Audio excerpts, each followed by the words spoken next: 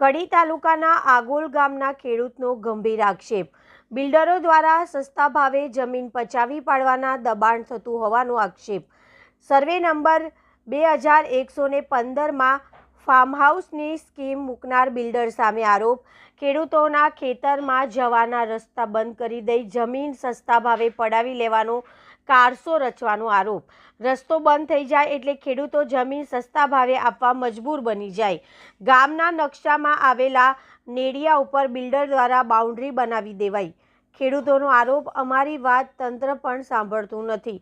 જો આવું જ રહ્યું તો ખેડૂતોએ મજબૂરીમાં સસ્તા ભાવે વેચી દેવી પડશે જમીન। ગુજરાત રિપોર્ટર કશ્યપ રાવલ।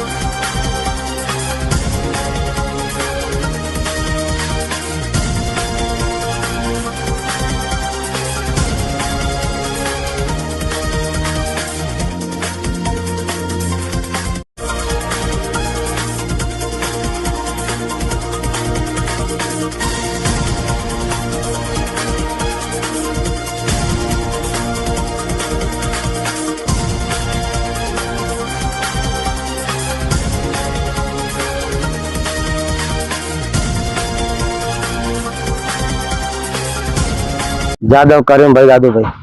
करीमभाई आ समग्र घटना शू है? समग्र घटना एवं है कि अमे लगभग जो 2 થી 3 महीना हमने कंपनी वाला टॉर्चर करा है। स्वलेख नामनी कंपनी है, इना मालिक है चिंतन भाई परीख ने कृष्णकांत परीख। आ 2 जना हमने हमारी जो जमीन अंदर आई कंपनी अंदर ये जमीन हमारा रस्ता बंद कर नाख्या है और हमारे जमीन सस्ता भाव में पड़ाई लेवा मांगे छे।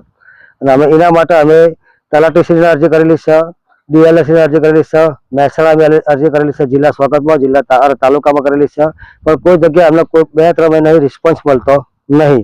અને અત્યારે હાલ અમારો જે નેડી રૂટ ને જવાનો રસ્તો તદ્દન બંધ કરી નાખ્યો છે અને એ રસ્તો બંધ થઈ ગયો તો હાલ અત્યારે અમારા પાક ઊભા છે, બગડે છે અને અમે અંદર જઈ શકતા નહીં। એટલે અમારા માનનીય શ્રી મુખ્યમંત્રી સાહેબ દાદાને એટલી અને હર્ષસંઘવી સાહેબને એટલી વિનંતી છે કે અમને આ જગ્યામાં કોઈ પણ ભોગે જે પોલીસનો ત્રાસ છે, અધિકારીઓનો ત્રાસ છે, એ બધું બંધ કરાવી અને અમને ન્યાય અપાવો।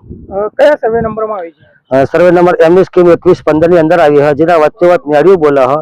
तो DLS એવું લખ્યું છે કે આની અંદર નેરિયું નહીં, તલાટી એવું લખ્યું છે કે આની અંદર નેરિયું નહીં, મામલતદાર લખ્યું છે આની અંદર નેરિયું છે નહીં, અધિકારીઓ લુખી દાદાગીરી કરે છે અને એમને કોલ પેપર લખીને આપે આની અંદર નેરિયું છે નહીં અને એના માટે અમારો રસ્તો બંધ કરી નાખ્યો।